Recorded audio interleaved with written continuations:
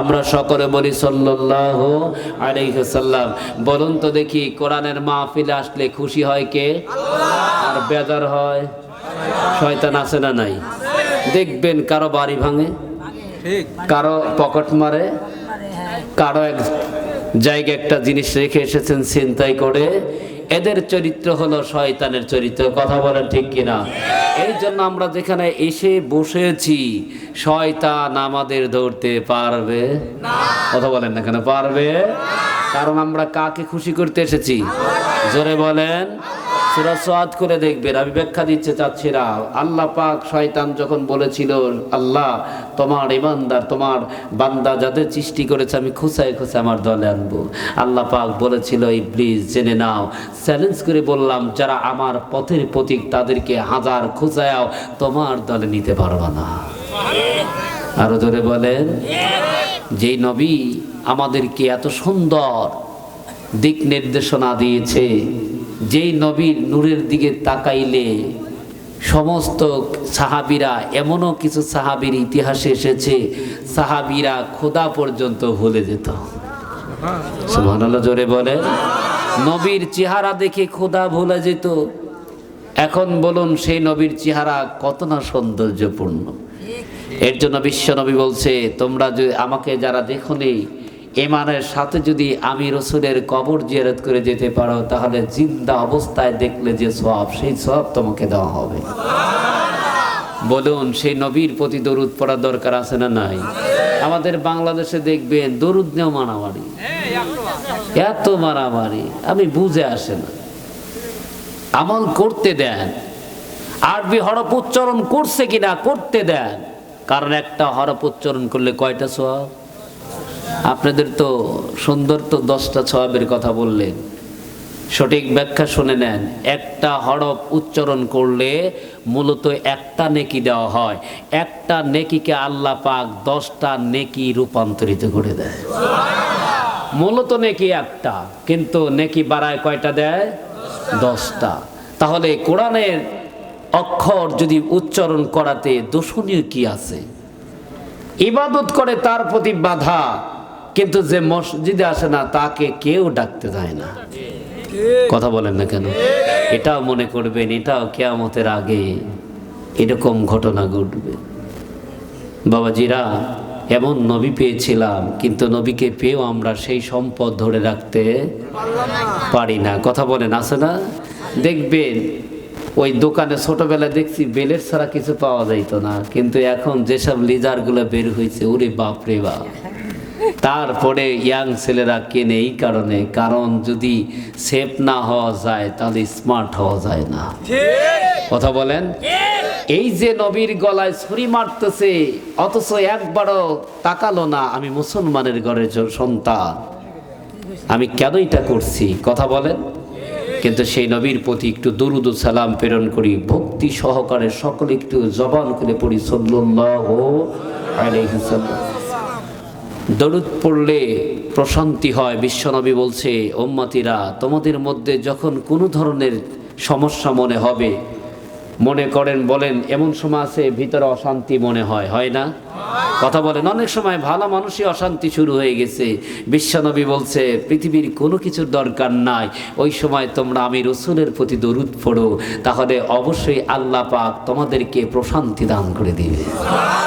তাহলে দরুদ পড়বো কার? নবীজির। দরুদ পড়বো কার? আরো ধরে বলেন কার? বুঝে উত্তর দিবেন। আমরা শোনেন, কামিল মাদ্রাসায় শিক্ষকতা করি, আপনি ধরে নেন আলেম ফাজিলের ছাত্র, সম্মান বাড়লো না কমলো? কথা বলেন না কেন? ফাজিল বোঝেন? Degree class. এখন যদি আমার চেহারা দেখে যদি মনে করেন যে না হুজুর ছোট্ট পুস্কের মতো দেখা যায়, আবার বড় বড় কথা কই কে, তাহলে তো বিপজ্জনক। এর জন্য অনুরোধ করে বলছি, আমি যা বলবো কোরআন থেকে, কোরআনের রেফারেন্স টানতে যতটুকু লাগে ততটুকুই আলোচনা করব। যদি কারো বাবার বেটার সাহস থাকে সামনে লোকমা দিবেন, পেছনে ঘুচুর ঘুচুর করবেন না। ইসলামকে ঘুচুর ঘুচুর করালে ইসলামকে আমরা ধ্বংস করে দিচ্ছি। সামনে বুকের পাটা থাকে না, কিন্তু পিছন যায় কি করে? বোর সাথে পারে না, চুলো ভাঙে আগে। আর চুলো ভাঙলে তো ওই বই তো আবার পরিশ্রম করে বানাবে। কথা বলেন না কেন?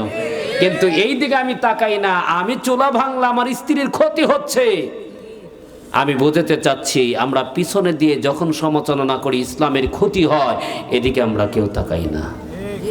বলুন, এখানে বসেছেন, আল্লাহকে কি সরাসরি দেখছেন? বলেন, দেখছেন? আল্লাহ দেখা যায়? চেষ্টা করলে পারবেন? অনেক দিন পীরের মুরিদে পীরের দরবারে গেলে পরে আল্লাহকেও দেখা যায় দিয়ে কয়, আল্লাহ আমি তো দেখছি, আপনারাও দেখবেন ইনশাল্লাহ। কথা বলেন, নাসের পীরে এরকম আছে না? ওরে বাবা, এমনও পীরের দরবারে যায় খাসি নিয়ে যায়, গরু নিয়ে যায়। খবরদার, পীরের ভোজনা করার আগে যেই গরু টাকা দিয়ে কিনে নিয়ে পীরের দরবারে যাচ্ছেন, ওই টাকা মায়ের কদমে ছুটে দেন, মায়ের মুখে তুলে দেন খাবার। আল্লাহর কসম, পৃথিবী যে পরিবর্তন হতে পারে, আপনার জন্য আল্লাহর জান্নাত পরিবর্তন হবে না। সে মায়ের ভোজনা করি না, কিন্তু পীরের ভোজনা করতে দেয়। তাহলে আমরা আল্লাহকে দেখি নাই, দেখা যায়ও না, তাহলে কেমনি ভালোবাসবো? আল্লাহ পাক বললেন, তোমরা রসুলকে ভালোবাসো। সুবহানাল্লাহ, জোরে বলেন। বাবাজি, মন দিয়ে খেয়াল করবেন, আমার সঙ্গে যখন কথা বলতে বলবো ইশারা করলে আল্লাহু আকবার একটু জোরে দিতে রাজি আছেন ইনশাআল্লাহ?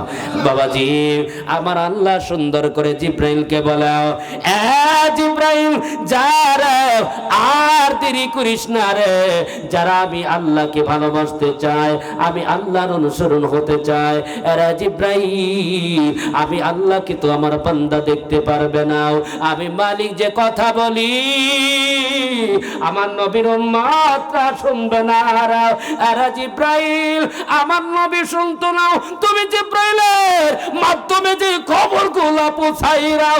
এরা জিব্রাইল, পৃথিবীর কোন মানুষের কাছে তো আমি জিব্রাইল পাঠাইব না, কোন ওহী পাঠাইব না, কিন্তু আমি আল্লাহ তোমাকে জানিয়ে দিলাম, আমার বন্ধুর উম্মত কি বলো, কুল ইন কুনতুম তুহিব্বুনাল্লাহ ফাত্তাবিউনি। আমার আল্লাহ ডাক মারে, নবীজি, কেউ যদি আমি আল্লাহকে ভালোবাসতে চায়, আরে বন্ধু, তোমার উম্মতদেরকে জানিয়ে দাও গো, ওরা যেন তুমি রাসূলকে অনুসরণ করে ইত্তেবা করে।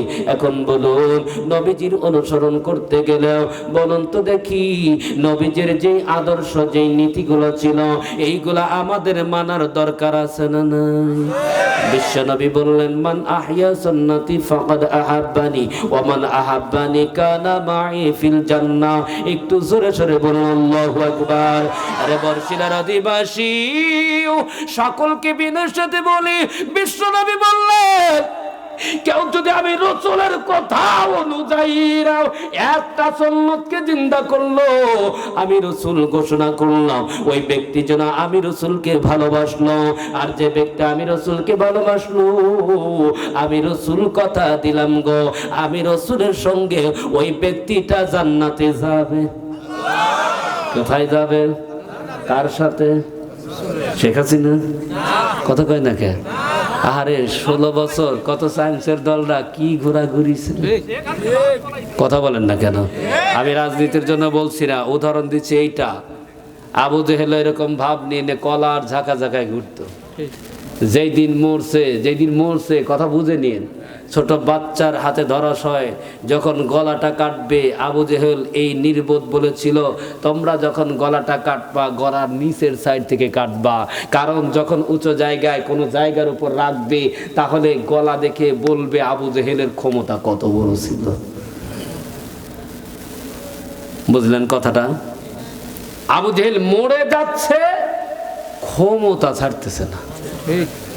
আমাদের এলাকার চাষটালে কিছু প্লেয়ার বসে, মনে হয় বাংলাদেশের ওই যে সংসদ ভবনের পরিচালক বসে আছে, কথা বলেন না কেন?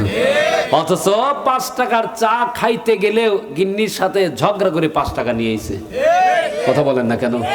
অথচ এমন এমন কথা বলবে, মনে করবে যে ও ওই যে সংসদ ভবনের পরিচালক এসে বসে আছে। অনুরোধ করে বলছি, চাটাপাটি বন্ধ হন। ইসলামের পক্ষে আসেন, যারা নামাজি তাদের সাথে বন্ধুত্ব করেন, যারা আলেম ওলামা তাদের সাথে সহবত নেন, তাহলে পরকালে হাসর মিজান আল্লাহ পাক আপনাকে আমাকে তাদের সাথেই করাবে। সুবহানাল্লাহ জোরে বলেন। ও ভাই লাগবে না সোনার ভাই, সাইডে একজনকে দাও, একজন নেন,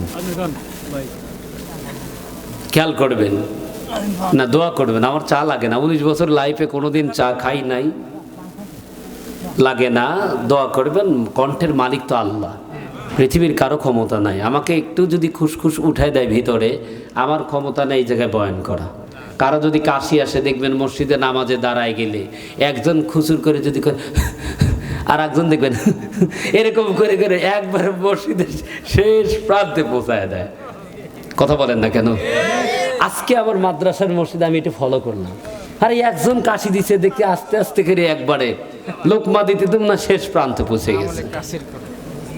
আসলে এরকম শ্রেণী 5টা ছেলে এক জায়গায় ঘুরতে যাবে, একজন যদি বলে যে এই দোস্ত দ্বারা পেশাব করবে, দেখবেন 4জনে গেছে। আছে না? উদ্দেশ্য হলো হাসি দিয়ে বিষয়টা বুঝতে চাচ্ছি না, যাতে ঘুম না হয়, একটু বিনোদনের দরকার আছে নাকি বলেন। কিন্তু আল্লাহ পাক বলছে কেউ যদি আমাকে ভালোবাসতে চায়, রসুল তাদেরকে বলে দাও ওরা যেন তুমি রসুলের ইত্তিবা করে। আর ইত্তিবাটাই হলো রসুলের সুন্নাত, আপনাকে মেনে চলতে হবে, আপনাকে রসুলের সুন্নাত মেনে চলতে হবে। এখন বলুন, আহলে হাদিসের নামধারী কিছু লোকরা আছে, ওরা বলে আমরা আহলে হাদিস, কিন্তু এখন যদি বলি আহলে হাদিস নাম দিয়েছ ভালো, কিন্তু রসুলের সব হাদিস উম্মতের জন্য পালনীয় নয়। এখন বলুন আপনি পালন করবেন? কথা বোঝেন নাই, এখনো মনে হয় বোঝেন নাই। অর্থাৎ আহলে হাদিস দাবি করলাম, কিন্তু রসুলের সব হাদিস উম্মতের জন্য পালনীয় নয়, পালন করা যাবে না। রসুলের সুন্নাত যেটা, রসুল যেটা পালন করেছে শেষ জীবনে, ওইটাই হলো উম্মতের জন্য আমল। রসুল গরম খাবার খাইলে নজু করলেন, আপনি কি পালন করবেন? বলেন বলেন, পালন করবেন? অর্থাৎ ওই হাদিসে বোঝা যাচ্ছে যে গরম খাবার খাইলে অজু নষ্ট হয়, অজু করা লাগবে, কিন্তু রসুল